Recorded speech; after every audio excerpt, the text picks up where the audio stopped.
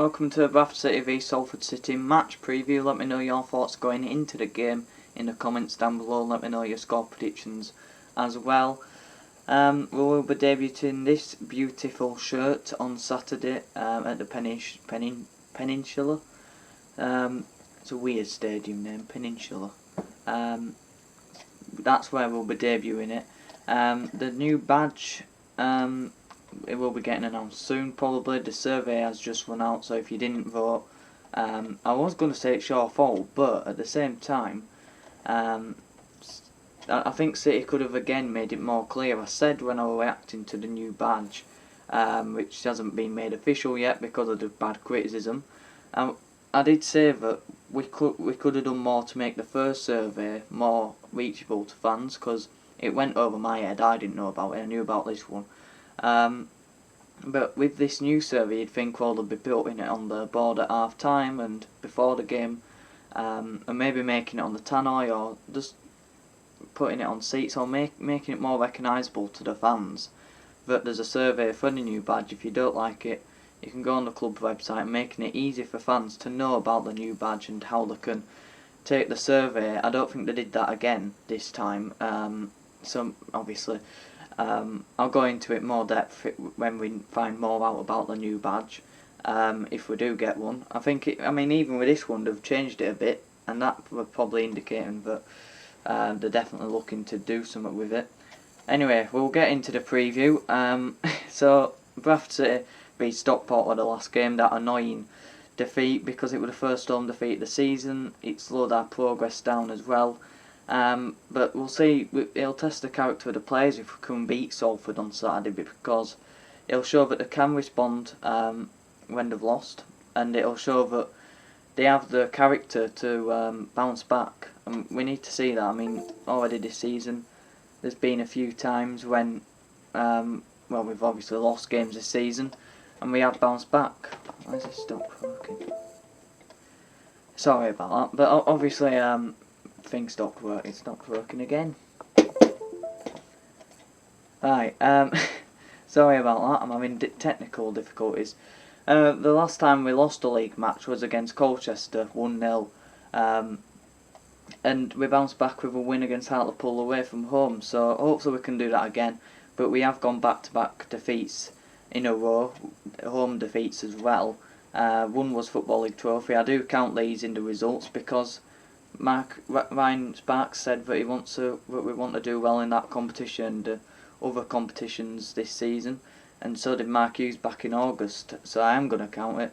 We did lose 4-2 on penalties, 2-2 at the end of full time to Leicester City's under-21s. If we beat Burton on Tuesday, we will go through, I believe.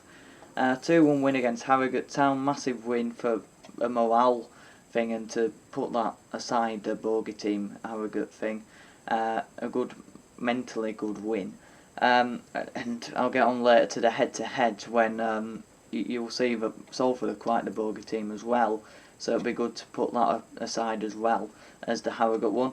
Then we drew 2-2 to Wimbledon, beat Stevenage 3-0 and beat Tranmere 2-1 away from home. So a big game on Saturday. Salford's form going into it, they've just got a massive win against Northampton, 1-0 away from home. And then they drew 1-1 with Grimsby, who we've got next week in the league. 2-1 win against Sutton away from home. 0-0 draw to Accrington Stanley, who are they in the Football League Trophy. I think they won it on penalties. A 1-0 defeat to Tranmere at home, and then a 1-0 win against Harrogate away from home. So looking at their key players, before a ball will kick this season, you'd be looking at Brandon Thomas Asante and be worried about him. And I think he's at West Brom now, but I don't know, so let me know in the comments down below where he's gone to. But he started the season well, got some interest, they would have got some money from him, and they were good last season as well. He's a handful, so it's a big miss for them, but they don't seem to miss him all too much, with them still doing relatively well in the league. Elliot Watt's a big player for them. I saw a stat that I can't find again, but he's one of the best passers in the EFL. I haven't got the exact statistics, but we all know that he's a good passer with the ball under Derek Adams. and Mark Hughes, you can see the contrast in the way we played and the way he played. Kept the ball better. He's a brilliant player on the ball, and off the ball he could improve, but it is what it is. I think he would have been a good player with Smallwood, but he's a Salford player now, and I think he got a lot of criticism, didn't he, with taking a sidestep to Salford, but they're playing a way that suits him. They want to keep the ball on the ground, keep possession, keep recycling the ball, and that's what he does. Under Stuart McCall and Derek Adams, they didn't quite do that, and they couldn't fulfil his potential in that position because we were playing long balls, and he was always going for a Hollywood pass. He wasn't doing that as much under Mark Hughes, and I doubt we'll see it that much under Neil Wood as well. And apart from the standouts, they've got some big players, and they always do, and it's actually working this season. Previous managers, previous seasons, they've been struggling like us, but both of us find ourselves after 12 games in the playoffs, which, if you can be in there all season, you're in a good place, and that's just the obvious thing to say, obviously. Looking at their stats, they've had 64.1% possession this season, and they're averaging 1.4 goals per game. So they're an attacking team. They want to get the ball down, and they want to play football. They've averaged more possession than us this season. I think it's the most possession in the league. At the start of the season, we were well up there with average possession, but recently we have fallen off with that. I'm just checking the possession now for us. It's still high with 57.8%, but it were higher than that, and certainly we've seen that we've become a bit more pragmatic, and we don't want to get the ball on the ground as much, unless we're passing the ball around stupidly. But we know our key players, we know who to look out for. Smallwood v Watt's going to be an interesting one to look out for. Neil Wood, whilst I touch on him, you know, he looks like he's going to be a brilliant manager. Good start to his career, 50% win percentage at Salford, got them up to 4th, and you know, Salford and City, both of us expect to go up, and that's probably been the problem these last few years, why neither of us have done that. But I think both of really have been coming mid-table, and I don't think either of us have got playoffs since we both have been in League Two. So hopefully this is the time when both of us can go up, because obviously we want to go up, and if they go up, then I don't really care, but hopefully we can. Neil Wood as a player, very injury hit. He started off at Man United, couldn't really break in, had loan moves at Burnley, played for Coventry and Blackpool as well, but an injury hit career. Went to the Man United under-23s, got them promoted from Summit into... I think he got them in Premier League 2, which is the top division for youth team, I understand. And in the UEFA Youth League, they got to the last 16 and got knocked out by Borussia Dortmund. And I think 17 academy players have made first team debuts for the club since he has been the under-23s manager. So he's good with young players, promotes them, and obviously Gary Neville and all the other class of 92s will have seen more of him. And you know, he got a bit of criticism when he came into the club of Salford. But he's done a good job so far, with an average age of 24.3, I think, and ours is 25.2, so two of the younger teams in the league, and we'll see how that one fares. But onto the past and presents, we both have had a few players, but just to name some that we have had and gone to Salford. Josh Morris, who's one, Matty Lund, who's still there, is another, and obviously Elliot Watt, who is there and one of their key players. Looking at the head-to-heads, we both have shared a manager in Gary Bowyer. The less said about him, the better with City. Just to touch on him, it did start off well at City, but funnily enough, Salford gave him more time than us with 62 matches. He managed for them, he managed 48 for us. He won 26 for them and won 15 for us. He wasn't the best manager in the world. He's now at Dundee Blue in the Championship of Scotland.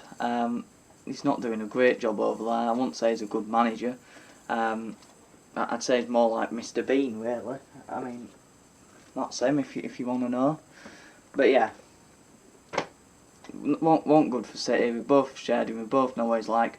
But to be fair to Salford, they give him quite a lot of time, and they get quite a lot of stick of hiring and firing managers. But we've done it more. Anyway, on to the head-to-head. We've won 1, drawn 1, and lost 4. And the one we won were the last match against them, which were 2-1 home win back in January 2022. That was a game where we thought we can push on, maybe get playoffs now, and it fell apart from them really. Derek Adams got sacked and Mark Hughes couldn't quite turn it round on the pitch, and we just came mid-table in the end, but he did turn it round off the pitch, which is a big thing.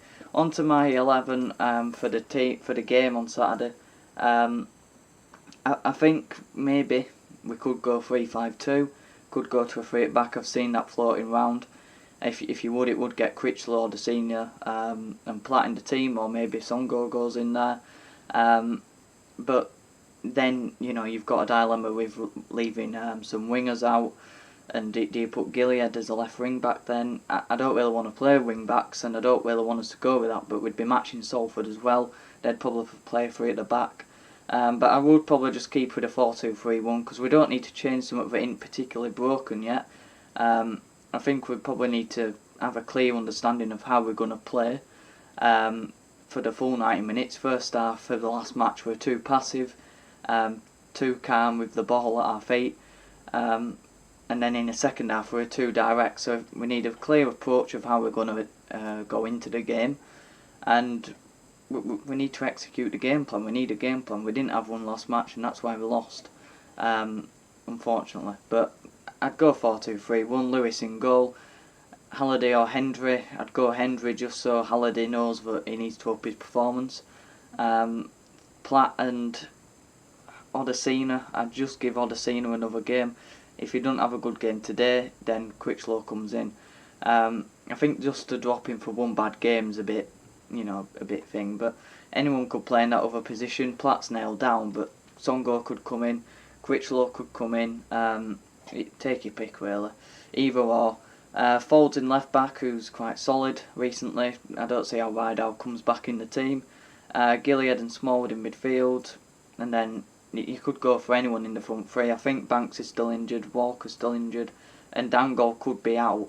Wanting the team photo as well, which is worrying because he's been a good impact player, and I would have started him in the number 10 position.